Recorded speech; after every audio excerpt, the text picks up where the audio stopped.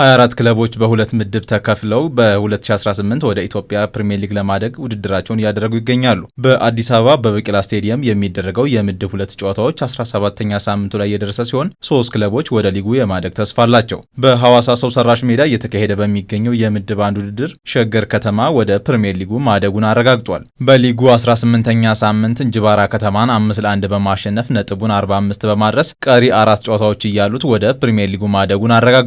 የክለቡ አሰልጣኝ በሽር አብደላ ክለቡን ወደ ፕሪሚየር ሊግ ካሳደገ በኋላ ስሜቱን እንዲህ አጋርቶናል። እኔ በዚህ እድሜን ነገር ማሳካቴ ትልቅ ደስታ ነው የሚፈጥርብኝ።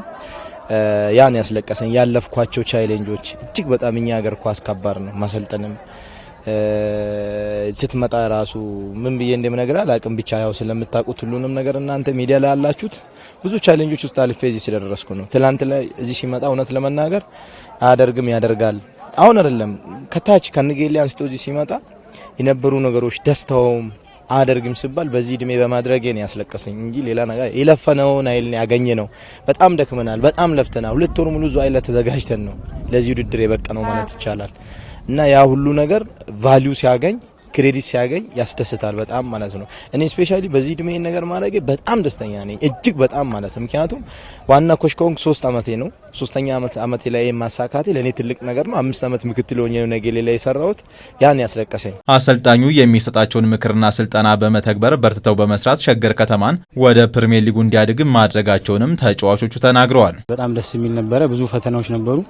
ያንን ፈተናዎች አልፈን ለዚህ ስለደረስን በጣም ደስ ብሎናል። መላው የሸገር ከተማ ነዋሪዎችንም እንኳን ደስ አላችሁ ማለት እንፈልጋለን። ከባለፈው አመት የተማርነው ነገር ምንድነው? የባለፈው አመት አንደኛ ዙር ላይ የተሻለ ነጥብ ነበረ። ሁለተኛ ዙር ላይ ትንሽ ፈተናዎች አሉ ላለመውረድና ለመውጣት ስለሆነ ያንን ፈተናዎች መቋቋም አቅቶን ነበረ። አሁን ለዚህኛው ደግሞ በደንብ ተዘጋጅተን ቀድመን ከማንኛውም ቲሞች ቀድመን ዝግጅት በመግባት የተሻለ ዝግጅት አድርገን ያሉትን ፈተናዎች ያው ሁሉም ኮምፒቲሽን ነው። ሁለተኛ ዙር ስፔሻሊ ላለመውረድና ለመውጣት ነው ሁሉም ጨዋታውና ያንን ነገር አስተካክለን አምና የተሳሳትንበትን ነገር አረመን ዘንድሮ መተን የተሻለ ውጤት አምጥተን ሻምፒዮን ሆነናል። 2 ወር ከምናምን ወስደን ነው ዝግጅት የሰራነው እና የሰራነው ዝግጅት በበቂ አሰልጣኝ ብቃት ባለው ሱፐር ሊግ ላይ ልምድ ባለው አሰልጣኝ በቂ የሆነ ዝግጅት አድርገን ያ ዝግጅት በጣም ውጤታማ አድርጎናል ብዬ አስባለሁ። ከብዙ ልፋትና ከብዙ ጥረት ጋር የመጣ ውጤት ነው። እግዚአብሔር ይመስገን። በጣም ጥረናል፣ ብዙ ለፍተናል። እሱም አላሳፈረንም። ያው እንደ ልፋታችን አግኝተናል በስተመጨረሻ ማለት በስራ የመጣ ነው። ቀድመን ዝግጅትም ቀድመን ስለገባን የለፋንበት ስለሆነ ቢያንስ ለውድድር 2 ወር ምናምን ቀድመን የተዘጋጀን ስለሆነ ያው ቀድመን ውጤቱን በአግባቡ ይዘን እንድንወጣና ቀድመን እንድናረጋግጥ የረዳን ያ ይመስለኛል። ሸገር ከተማ የተሻለ አደረጃጀት አለው የሚለው የክለቡ ኃላፊ አንተነህ ወላኔ ክለቡን በውጤታማነት ለማስቀጠል እንደሚሰራ ተናግሯል። በጣም ደስ ብሎናል። ይህን ደስታችን ደግሞ ማስቀጠል አለብን። ዛሬ መጀመሪያችን ነው።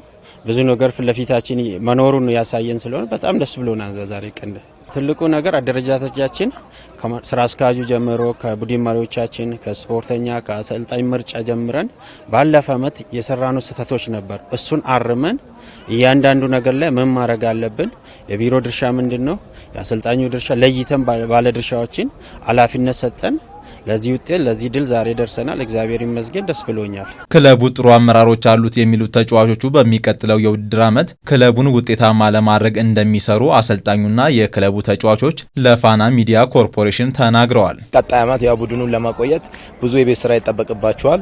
አይ ቲንክ ኤን ይሰሩታል ብዬ አስባለሁ። ምክንያቱም እንደ ክልል ያለው አሁን አንድ ክለብ ነው፣ እሱም ታችን ያለው ረጅም ጊዜ የሚቆይ ክለብ ይመስለኛል ሳስበው። አሁን ያለው ጀርባ ላይ ያለው ትኩረት ተሰጥቶት አመራሩ፣ ካንቲባው፣ ጽህፈት ቤት ኃላፊው፣ ስፖርትና ወጣቱ እጅግ በጣም ከምል በላይ ትኩረት ተሰጥቶት ነው የተሰራ ያለው። ፕሪሚየር ሊግ ላይ ቢሄድም ትልቅ ቻሌንጅ ያደርጋል። ምንም የኛ እግር ኳስ የኛ ሀገር እግር ኳስ አብረን የምናውቀው ነገር ስለሆነ ለወደፊት ስጋቱ አይኖረኝም። ቢገባም ራሱ በእነዚህ ልጆች መቀጠል እንችላለን ማለት ነው። እኔ እንደ አንድ አሰልጣኝ እነዚህ ልጆች ይዞ መቀጠል ይቻላል። ጥሩ የሆነ አመራር አለው፣ ጥሩ የሆነ ኮቺንግ ስታፍ አለው። ይሄ ቡድን በጣም የተጠናከረ ቡድን ነው። እንግዲህ እንደምታውቀው ነው 2 አመት ነው ከተመሰረተ ይሄ ቡድን። አምና ተፎካካሪ ነበር፣ እስከ ተወሰነ ሄዶ ተበላሽቶበታል። በእርግጥ ውጤት በሁለተኛ አመቱ ነው የገባው። ይህ ማለት የአመራሩን ጥንካሬ ዘንድሮ የመጣውን የአሰልጣኝ ጥንካሬ የቡድኑን ስብስብ ያሳያልና ይቸገራል ብዬ አላስብም። ፕሪሚየር ሊጉም ላይ ደግሞ ገብተን የተሻለ ተፎካካሪ እንደምንሆን አጀማመራችን ያስታውቃል። አሁን የገባንበትን መንገድ የተሻለ ውጤት አምጥተን ስለሆነ የገባ ነው። ቀጣይ የተሻለ ተፎካካሪ ይሆናል ብዬ አስባለሁ ፕሪሚየር ሊጉ ላይ